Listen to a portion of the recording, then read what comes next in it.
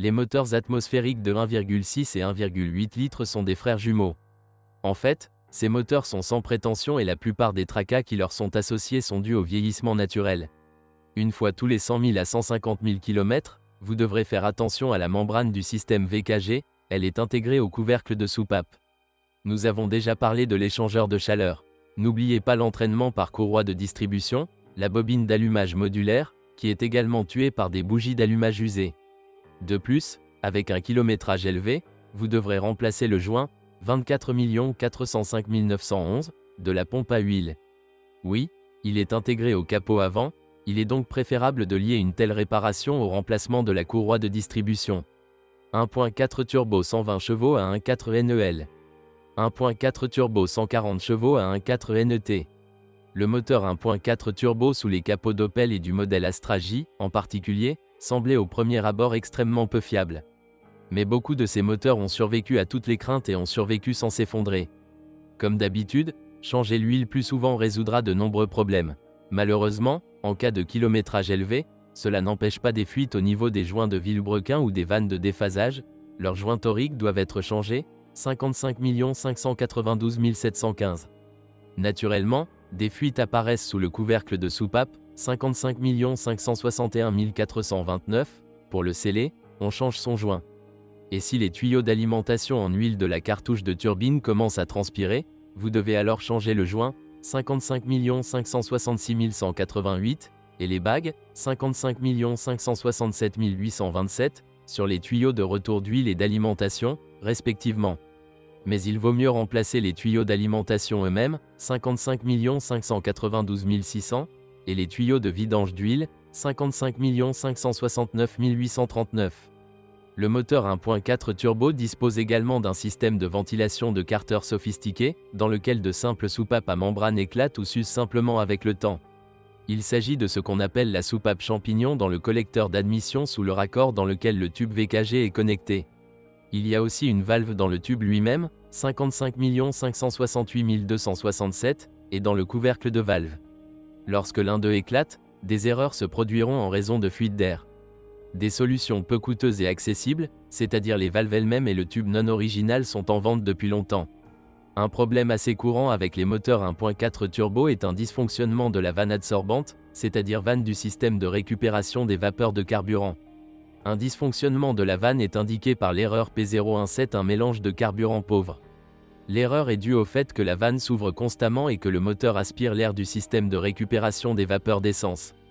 Dans le même temps, des clics de cette valve se feront toujours entendre et le bouchon du réservoir s'ouvrira avec fracas en raison du vide qui y règne. Une nouvelle valve de cartouche d'origine, 55 566 387, coûte environ $40. Une valve qui fonctionne ne doit pas du tout être soufflée. Si le moteur se plaint d'un mélange pauvre, mais que rien n'indique une fuite du système de ventilation, recherchez une fuite d'air dans l'admission ailleurs. Par exemple, sur des joints de collecteur d'admission très durcis. Le moteur 1.4 turbo est équipé d'un entraînement par chaîne de distribution. La chaîne dure environ 150 000 km. Une fois étiré, il commence à gronder. Il vaut mieux ne pas retarder le remplacement, car, en plus du risque de dépassement, le remplacement sera plus coûteux en raison de l'usure de ses engrenages, le vilebrequin et les engrenages des deux déphaseurs. 1.3 CDTI 95 chevaux à 1.3 DTE. Parlons des moteurs diesel, dont le plus jeune est un moteur de 1,3 litres développant 95 chevaux. Il a été installé jusqu'en octobre 2013. Il s'agit d'un moteur italien créé par les ingénieurs de Fiat.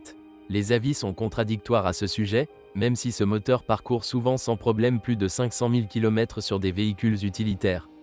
Oui, il en est capable. Peut-être que tout ce qui peut l'amener à une révision est un circuit cassé. Et des économies sur la maintenance, bien sûr. Un turbodiesel de 1,7 litres a été installé pendant presque toutes les années de production de l'Astra J. Ce moteur a été créé par Isuzu. Il dispose d'un entraînement par courroie de distribution et d'un bloc cylindre en fonte. Il s'agit d'un moteur parfaitement utilisable, sans points faibles évidents. Mais certaines versions ont des volets tourbillonnants dangereux. Le système de carburant peut provenir de Bosch ou de Denso. Le turbodiesel de 2 litres de l'Opel Astra J est rare, mais en fait, il a été installé au cours de toutes les années de production. Seule la version biturbo est apparue plus tard, en avril 2013. Ce moteur est également une idée originale de Fiat, Une version profondément modernisée du moteur 1.9 CDTI. Tout dans ce moteur n'est pas mauvais, mais il contient des endroits difficiles qui nécessitent rarement une attention particulière, mais menacent la durée de vie du moteur. Par exemple, un saut en caoutchouc sur la prise d'huile peut entraîner une usure des tourillons de bielle. F17 5 vitesses transmission manuelle. Les moteurs 1.6 et 1.8 MPI, ainsi que le turbodiesel 1.3 CDTI, ont migré de l'Astra H, et avec eux la boîte à 5 vitesses. Mécanique, F17. Oui, il existe de nombreux exemples réussis où des Asters équipés d'une telle transmission ont parcouru plus de 300 000 km sans panne, mais en général, vous ne pouvez pas vous détendre avec. Cela vaut la peine d'être écouté à la fois dans votre voiture et lors du choix d'une voiture sur le marché. Les roulements bourdonnent-ils? Y a-t-il des copeaux dans l'huile? Faites attention à ce dernier lors du changement d'huile.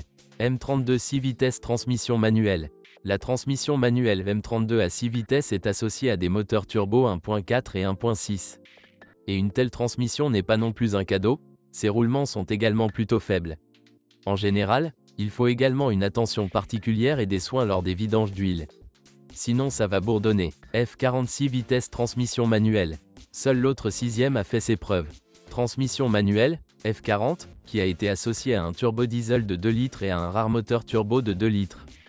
6T36e T46e tome 45 6 vitesses transmission automatique. Pour les moteurs à essence, GM, en collaboration avec Ford, a développé sa propre transmission automatique, la série 6T. Malheureusement, ce n'est pas une transmission très réussie. Ses performances ont été particulièrement médiocres au cours des premières années, ses problèmes ont été résolus sous garantie. Oui, il a été amélioré point par point, mais la 6T automatique doit simplement changer la TF tous les 30 000 km, un remplacement partiel suffit. Et les coups de pied et les retards lors de l'activation des modes, les impacts lors du changement de vitesse sont presque assurés d'entraîner une refonte majeure. En général, la transmission automatique de toute Astra J Essence n'est pas un cadeau. Aisin TF8 SC 6 vitesses transmission automatique. Le moteur diesel de 2 litres est équipé d'une transmission complètement différente, d'Aisin. Vous pouvez en attendre une fiabilité et des ressources adéquates. L'Opel Astra J, produite entre 2010 et 2014 avec des moteurs turbo et des transmissions automatiques de la famille 6T, a vu les conduites d'huile de refroidissement de la transmission automatique remplacées sous garantie. Il s'agit de deux conduites d'huile, 13 449 175, 13 449 171, directement depuis le « automatique » et vers un thermostat séparé installé côté conducteur devant son radiateur de refroidissement. Ils sont constitués de tubes en aluminium et de flexibles en caoutchouc, la fuite s'est formée juste au cours du roulage. Sur ces machines, toutes ces canalisations ont été changées lors de la campagne de rappel. Mais la pratique montre que sur l'Astra J, quelle que soit sa version, les tuyaux de refroidissement commencent à fuir après un kilométrage de plus de 150 000 km. De plus, des fuites d'ATF peuvent apparaître aussi bien au niveau du raccordement des tubes avec les durites, qu'à la jonction des tubes avec le thermostat, ou directement à l'entrée du radiateur principal. Tout dépend de la manière dont le refroidissement est organisé sur une version particulière de l'Astra J en général, l'état des conduites d'huile, l'ATF circule à travers elles, doit être surveillé et non conduit avec une buée constante. Les étriers de frein de l'Opel Astra J sont connus pour leur cliquetis et leur cliquetis sur les bosses. Tout d'abord, les étriers de frein arrière commencent à trembler.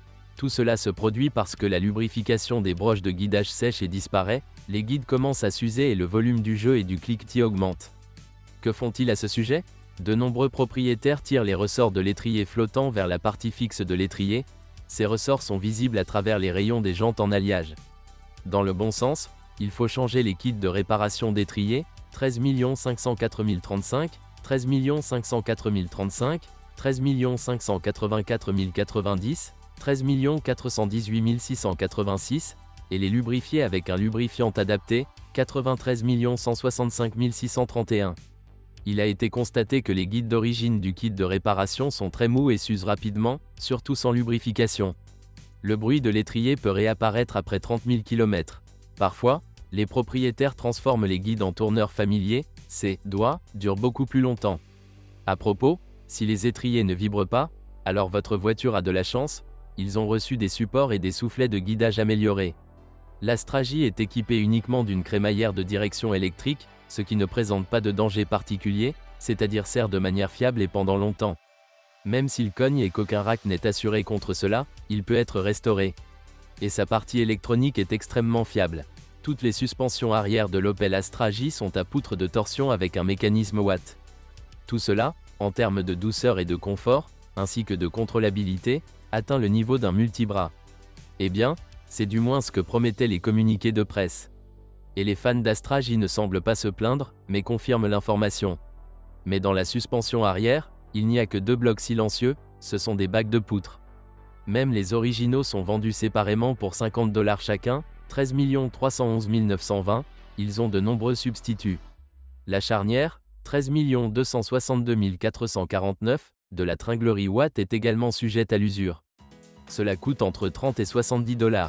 L'Opel Astra J a des jambes de force McPherson à l'avant, mais dans la version GTC, toute voiture à 3 portes, la fusée d'essieu est réalisée de telle manière qu'elle tourne séparément de la jambe de force de l'amortisseur et est généralement rapprochée de la verticale centrale. Plan de rotation de la roue. Il y a beaucoup de rotules et autres doigts, mais cette conception est assez fiable. Ainsi, l'Astra J GTC dispose d'un bras de commande inférieur sans rotule et possède ses propres amortisseurs et ressorts. Les Silent Block, 13 219 090 et 20 835 938, des bras inférieurs sont détaillés séparément, soit, ils peuvent être achetés à partir de l'original et remplacés. Celui de l'arrière est un peu cher, environ $160. Devant $25, vous pouvez choisir quelque chose basé sur des substituts sans problème et beaucoup moins cher. Dans l'ensemble, la suspension de l'Astra J est durable. Les tiges stabilisatrices avant, 13 258 052, 13 219 141, qui dans l'original peuvent être en plastique, doivent être remplacées une fois tous les 50 000 km ou même moins souvent. Ils coûtent entre $8 pour les modèles non originaux et jusqu'à $25 pour ceux de marque. Les roulements de roues arrière, 13 577 406, et avant, 13 502 828, sont indissociables des moyeux. Les originaux sont chers, jusqu'à $350 pièce. Il existe de nombreux substituts à partir de $50. L'Opel Astra J était équipé en option d'amortisseurs adaptatifs FlexRid. Vous ne les verrez probablement plus sur aucune voiture.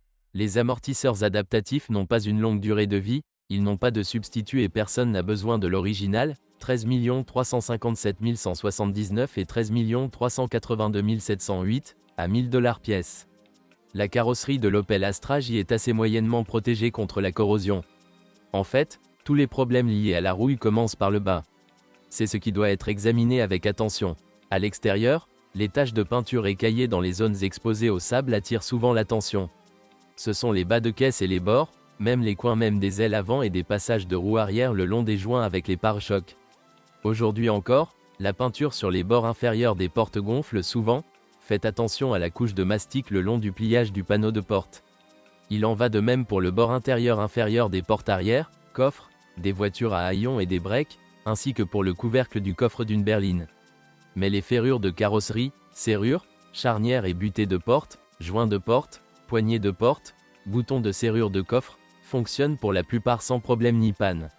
La seule chose est que le servomoteur du verrouillage du volet du réservoir d'essence peut tomber en panne, soit le volet ne s'ouvrira pas, soit son loquet ne fonctionnera pas. Ce problème connu est dû au fait que les balais de charbon du servomoteur sont détruits. Pas de problème, un collecteur avec de nouveaux balais peut être acheté en Chine. Certes, vous devrez attendre la livraison. Il est probablement préférable de mettre à jour le collecteur à l'avance, jusqu'à ce que la trappe s'ouvre sans problème. Les phares de la Opel Astra J fonctionnent aussi généralement sans problème. Les abat-jours nuageux sont le signe d'un kilométrage élevé sur autoroute. Cette voiture est équipée de phares AFL adaptatifs en option. Dans ce système, des capteurs de position corporelle coûteux, 12 845 300 et 13 362 768, $100 et $170 aujourd'hui, tombent en panne à cause de l'humidité et ne peuvent être remplacés. Les lentilles de phares adaptatifs bloquées peuvent être réparées en démontant les boîtiers de phares. Le pare-brise d'origine de l'Astra J est plutôt fragile, il se fissure facilement et est même rayé par des cailloux. Les ingénieurs et designers d'Opel souhaitaient clairement que l'intérieur de l'Astra J soit plus haut de gamme que celui de ses concurrentes. D'ailleurs, l'intérieur est subjectivement exigu, et objectivement aussi. L'ennuyeuse Golf de la même époque a à la fois un intérieur plus grand et un coffre plus spacieux. Les matériaux de finition intérieure de l'Astra J sont plutôt bons et résistent bien à l'épreuve du temps. Les éléments décoratifs peints et chromés conservent longtemps leur aspect d'origine. Les rayures sur eux, en particulier sur les surfaces horizontales en plastique, ne reflètent que le soin du propriétaire. Le moteur du ventilateur, le câble de direction et le système multimédia durent longtemps et ne sont pas connus pour des problèmes de système. L'expérience de nombreux propriétaires d'Opel Astra J suggère que quel que soit le moteur qui se trouve sous son capot, tout ce qui concerne le système de refroidissement mérite généralement attention et réparation. Par exemple, un tube connecté du papillon des gaz au thermostat fuira un jour. Naturellement, il faut s'attendre à ce que des fuites apparaissent le long des joints, 25 189 205, 55 565 619, du thermostat, 55 587 349, de la pompe, 55 595 610, 24 405 895, des bris d'été, des raccords de connexion au radiateur et du boîtier du thermostat, 55 564 890, 55 565 336. Sur les moteurs turbocompressés, non seulement les conduites d'huile sont connectées à la cartouche de turbine, mais également les tuyaux d'alimentation en antigel. Ils doivent également être surveillés périodiquement, car ils sont recouverts sur le dessus, avec la turbine, d'un écran thermique. Encore une fois, avec l'âge, le vase d'expansion, 13 256 823, du système de refroidissement peut se fissurer, ou en raison d'un capteur de niveau de liquide de refroidissement défectueux, 13 393 366, le message de faible niveau de liquide de refroidissement s'allumera constamment. À propos, le vase d'expansion est le même sur toutes les Astra J et les autres éléments du système de refroidissement sont bien sûr différents. En règle générale, les moteurs à essence sont les plus susceptibles de fuir. En gros, après 5 ans de fonctionnement, beaucoup de choses devront être mises à jour. Ce n'est pas cher et ce n'est pas trop gênant. Nous vous parlerons séparément des conduites du système de refroidissement des transmissions automatiques. Les moteurs à essence, qu'ils soient atmosphériques ou turbocompressés, disposent également de thermostats plutôt chauds, avec une température d'ouverture de 105 degrés Celsius. Il n'y a rien de mal à cela, mais le radiateur de refroidissement principal doit être absolument propre et le ventilateur doit être en état de marche. Et il ne faut pas retarder la vidange au-delà de 10 000 km ou 7 500 km pour les moteurs turbo. Une autre option consiste à installer des thermostats plus froids ou à les reflasheurs via le CU. Oui, ce qu'on appelle le reflasheur du thermostat, à une température d'ouverture plus basse est possible, car ils sont gérables. Et les thermostats de refroidissement sont proposés par des fabricants non originaux, c'est-à-dire il n'est pas nécessaire de chercher un thermostat froid adapté du même moteur, mais d'un autre modèle Opel.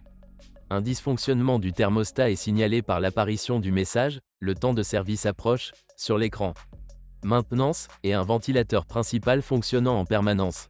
Ajoutons que vous pouvez flasher l'ordinateur de bord pour que sur son écran, vous puissiez voir la température réelle du liquide de refroidissement, la température de l'ATF dans la transmission automatique et la tension de la batterie. Il vaut la peine de combiner l'histoire des échangeurs de chaleur des moteurs atmosphériques 1.6 et 1.8 et du 1.4 turbocompressé. Bien entendu, les échangeurs de chaleur eux-mêmes sont différents. Pour les moteurs atmosphériques, il s'agit d'un radiateur en aluminium vissé sur le bloc cylindre, auquel est fixé le boîtier du filtre à huile. Sur le 1.4 turbo, l'échangeur thermique est vissé sur la coupelle du filtre à huile. Dans un moteur turbo, en raison du vieillissement des joints, 55 568 536, 55 568 539, 55 565 385, en règle générale, l'huile commence à s'écouler. Dans les moteurs atmosphériques, ainsi que dans le 1.6 turbo créé sur leur base, en raison du durcissement des joints, 55 353 321, 55 353 319, 25 199 750, l'huile et l'antigel peuvent se mélanger, c'est-à-dire entrer dans les contours voisins. Afin de ne pas laver ultérieurement tout le système de refroidissement ou de ne pas être surpris par l'antigel dans le carter, il vaut la peine de changer ces joints, sur les moteurs 1.6 et 1.8, à titre préventif une fois tous les 100 000 km. Lors du remplacement, vous devez inspecter soigneusement l'échangeur de chaleur pour voir s'il est déformé. Cependant, cela ne peut pas être déterminé à l'œil nu. Et encore un ajout, l'émulsion dans le vase d'expansion de tous les moteurs essence Astra J est le plus souvent due au joint de l'échangeur thermique. Mais si dans le moteur 1.4 turbo le niveau d'antigel commence à diminuer, qu'une émulsion apparaît sur le bouchon de remplissage d'huile et que le niveau d'huile dans le carter commence à augmenter, alors cela signifie remplacer le joint, 55 562 793, de tout le capot moteur avant. Il y a une pompe à l'avant du capot moteur et derrière elle se trouve un canal anti-gel. C'est précisément à cet endroit, scellé par un joint commun, qu'une fuite apparaît.